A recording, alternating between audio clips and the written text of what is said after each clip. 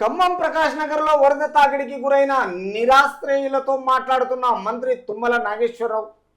Khammam FCI గోదాం సమీపంలో మున్నేరు వరద నీటిలో మునిగిన కార్లు, పాలేరు జలాశయము, ప్లానింగ్ గేట్ల వద్ద కాజ్వేపై ధ్వంసమైన ఖమ్మం సూర్యాపేట రహదారి. అంటే సూర్యాపేట రహదారి ఎక్కడైతే ఈ విజయవాడ రూట్ నుంచి ఈ రహదారిలో ఖమ్మం ప్రకాష్ నగర్లో ఈ వరద తాకిడికి గురైన నిరాశ్రయులతో మాట్లాడుతున్న తుమ్మల నాగేశ్వరరావు ఇక్కడ కనిపిస్తున్నాడు. వీళ్ళ గురించి మొత్తం తెలుసుకోవడం, ఏం తెలుసుకుంటే ఇప్పుడు వాళ్ళ పరిస్థితి చాలా ఘోరమైన పరిస్థితి. ఆంధ్రాకు రవాణా కూడా ఇబ్బంది. తర్వాత ఇప్పుడు మంత్రి తుమ్మల నాగేశ్వరరావు ఇది అయినాక ఖమ్మం ఎఫ్సిఐ గోదాం అనేది, ఈ గోదాముల మొత్తం కార్లన్నీ మునిగిపోయినాయి.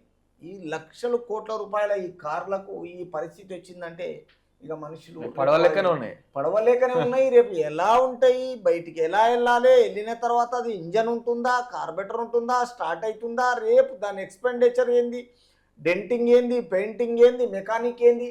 అయినా ఈ పరిస్థితిలో ఇక్కడ నుంచి వరద నీటిలో పోయినాక పాలేరు జలాశయానికి పాలింగ్ గేట్ల వద్ద కాజ్వేపై ధ్వంసమైన సూర్యాపేట రహదారి మొత్తం పోయింది. అంటే ఇక్కడ నాణ్యమైన డాంబర్ కరెక్ట్ లేక ఇక చూడండి కనిపిస్తున్నది మొత్తం. గత ప్రభుత్వంలో చేసిన ఈ అరాచకాలు చూడండి ఎలా ఉన్నాయి. ఈ కాంట్రాక్టర్లు మొత్తము కమిషన్కు ఆశపడి ప్రభుత్వాలను ఇలా ప్రజలకు ప్రజల సొమ్మే అది. మళ్ళీ బిల్ చేసుకుంటారు, ఏం లేదు. ఇక వాళ్ళకి కావాల్సింది రోడ్డు మళ్ళీ రోడ్డు శాంక్షన్ అవుతుంది, బిల్ వేస్తారు, మళ్ళీ కూడా సేవింగ్ అంతే.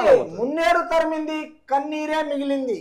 అంటే వరద బాధితో ఈ మున్నేరు ఏదైతే తగిలిందో తరిమిందో కన్నీరే మిగులుతుంది. ఇంకే చివరికి ఏం మిగులుతుంది చెప్పండి? మనుషులకు ప్రజలకు మిగిలించేది లాస్ట్కి అదే కన్నీరే మిగులుతుంది తప్ప. మొదటిసారి అత్యంత గరిష్ట నీటి మట్టం 36 అడుగులు దాటడంతో మున్నేరు ఆదివారం నాడు మహోగ్ర రూపం దాల్చింది. అంటే ఎందుకో ఏదో జరిగింది, సంథింగ్ ఈజ్ దేర్. అంటే తెలంగాణ మీద, ఆంధ్ర మీద ఎందుకు అమ్మవారికి ఇంత కోపం ఎందుకు వస్తున్నది? ఈ వరదలు ఈ ప్రజలను ఇబ్బంది పెట్టే పరిస్థితి ఏంటిది? ఎవరో ఒకడు పాపాత్ములు ఈ పని చేస్తేనే ఈ విషయంలో ఈ మహా ఉగ్ర రూపం దాల్చింది. శనివారం రాత్రి నిద్రించే సమయంలో వరకు శాంతంగా ఉండి ఆదివారం ఉదయం బాధితులు మేల్కొనే సమయానికి పరుగులు పెట్టించింది. చూసారా, రాత్రి అంతా పండుకున్నారు, తెల్లవారి వరకే మొత్తం పరుగులు పెట్టించింది ఈ ఉగ్ర. ముంపు ప్రాంతాలను కాకావికలం చేసింది మున్నూరు. ముంపు ప్రాంతాలు దాన వాయుగూడెము కాలనీ, గణేష్ నగరు, మేకల నారాయణ నగరు, ఎఫ్సిఐ గోదాం ప్రాంతము, సారథి నగరు, పద్మావతి నగరు వగైరా వగైరా అక్కడ ఉన్న కాలనీలలో అన్నిట్లలో ఈ విధంగా దీంట్లను వీళ్ళను బయటికి పంపించడానికి అధికారులు ఇల్లు ఆనవాళ్ళు కోల్పోయింది. ఆమెకి ఏం తెలియదు, మతి స్థిమితం లేకుండా భయాందోళనలకు. అట్లా కాదు, అట్లాంటి వరద వల్ల ఇల్లు దొరకవట్లే అన్నట్టు. అంతే కదా, ఆమె బానే ఉంది కానీ ఇల్లు పరిస్థితి ఎక్కడ ఉంది? ఏముంది, వరద ఉత్పత్తి పెరగడంతో కట్టుబట్టలతో బంధువుల ఇంటికి వెళ్ళి తల దాచుకుందామే. లేకపోతే ఆమె బ్రతకపోతే, ఆమె బ్రతుకుంటే ఏదైనా సాధించగలుగుతుంది. కానీ ఆమెనే లేకపోతే, కట్టుబట్టలతో పోకపోతే ఇంకేం చేయగలరు? తర్వాత వరద తగ్గిన తర్వాత వచ్చి చూస్తే మా ఇల్లు నాకు ఆనవాలే లేకుండా పోయింది, ఆమెకే తెలియకుండా అయిపోయింది. ఎట్లా తెలుస్తుంది చెప్పండి? ఇప్పుడు చిన్న ఇంత పెద్ద ఇల్లు అయినా వర్షంలో అది ఎక్కడ ఉంటుందో ఎవరికి తెలియదు. ఇల్లు మునిగిపోయిందంట. నిత్యావసరాలు కొట్టుకుపోయాయి, ఫ్రిడ్జ్, కూలరు, టీవీలు పాడాయి. మనుషులే పోతున్నారంటే అవి పోకుండా ఉంటాయా? ఏమైతే 2 లక్షలకు పైగా ఆస్తి నష్టం వాటిల్లింది. అంటే నిత్యం ఇంట్లో ఉన్నాయి పోయినాయి అంటే స్పాట్లో ఒక 2 లక్షలు, కానీ ఇంకా 2 లక్షలకు ఎక్కువనే ఉంటుంది. ఆమె ఏదో తక్కువ అంచనా వేసేస్తుంది. 2 లక్షలకి ఏమి రాదు ఈ రోజులలో, అన్నీ సహా మొత్తం పోయి. తర్వాత ఇల్లు కాలనీల్లో బురద మేటలు అంతా బురదనే వస్తుంది. వాటర్ ఎప్పుడైతే ఈ వండు అనేది రెడ్గా వాటర్ వస్తుందో, పైనుంచి వచ్చేటప్పుడు తెల్లగా, ఈ వరదల కింది ఆ ఎర్రమట్టి ఆ సాలుతోటి ఆ వాటర్ను మొత్తము రెడ్గా మార్చి కిందికి వెళ్ళి మొత్తం బురద ఇంట్లోకి వచ్చేసి వాటర్ పైనుంచి వెళ్ళిపోవడం జరుగుతుంది. తర్వాత ఈ వరద ఉత్పత్తిలో తగ్గడంలో ముంపు కాలనీలో బురద వేటలు కనిపిస్తాయి. తర్వాత కాలనీలో ప్రధాన రహదారులు కొన్ని చోట్ల ఇంటి గోడలు కూలిపోయాయి. గోడలు కూలిపోతే మట్టే కదా, దాంట్లో తొగిన రెడ్ కనిపిస్తాయి. తర్వాత మున్నేరుకు 2 వైపులా సుమారు కిలోమీటర్ మేరకున్న ఇల్లు ఆనవాళ్ళు కోల్పోయాయి. వరదలకు కొట్టుకొచ్చిన వృక్షాలు, మొద్దులు, రేకులు ఇళ్ల మధ్య కుప్పలు తెప్పలుగా దర్శనమిస్తున్నాయి. అంటే ఎక్కడైనా వేగాన్ని తట్టుకోలేక ఆ మొద్దులు, చెట్లు, కొమ్మలు, రాళ్ళు, రప్పలు, కార్లు, బైకులు ఇలాంటివి ఇళ్ళకి వస్తున్నాయంటే ఇక ఇల్లు ఎలా తట్టుకోగలుగుతుంది?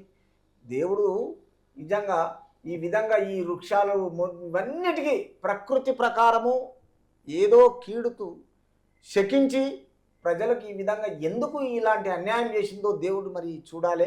తర్వాత కాలనీలో మంచి నీటి సరఫరా వ్యవస్థ దెబ్బతినడంతో బాధితులు మొత్తం దాహార్తితో అల్లాడుతున్నారు. అంటే నీళ్లు లేకపోయింది, ఫుడ్డు లేదు, నీళ్లు తాగకుండా చిన్నపిల్లలు ఎట్లా ఉండగలుగుతారు? వాళ్ళ పరిస్థితి ఏంది?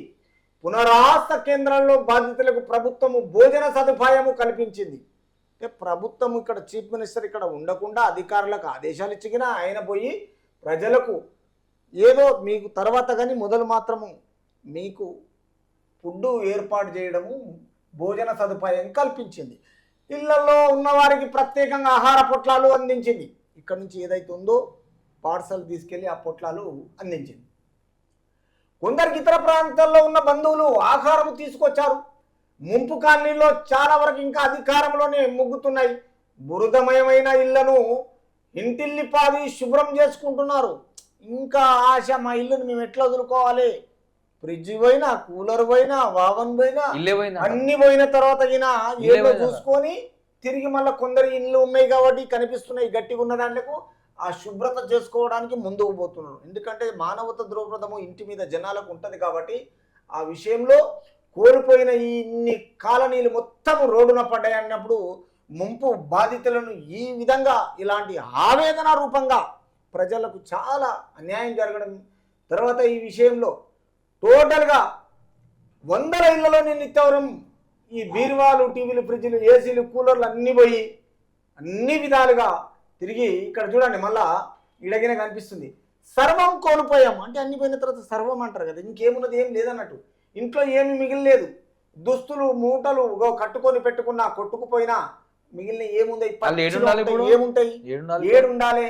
చూస్తే మార్నింగ్ ఈవినింగ్ అయిపోతుంది. ఈవినింగ్ 7 వండుకోవాలి.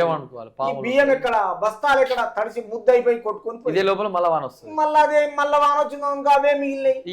కోల్పోయామేంటి? 2 రోజులుగా పొయ్యి వెలిగించేది లేదు వాళ్ళకు. ఆ పరిస్థితులు ఎవరికి పగవాడికి రావద్దు.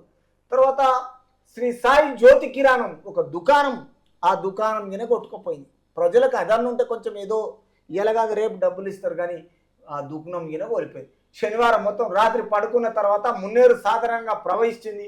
కొంతమేర వరద వచ్చి తగ్గుతుంది అనుకున్నాం కానీ ఇంత కిరాణా వ్యాపారం చేస్తాం కానీ 4 రోజుల కిందటే 1 లక్ష విలువైన సామాగ్రి అమ్మేందుకు తెచ్చుకున్నాం.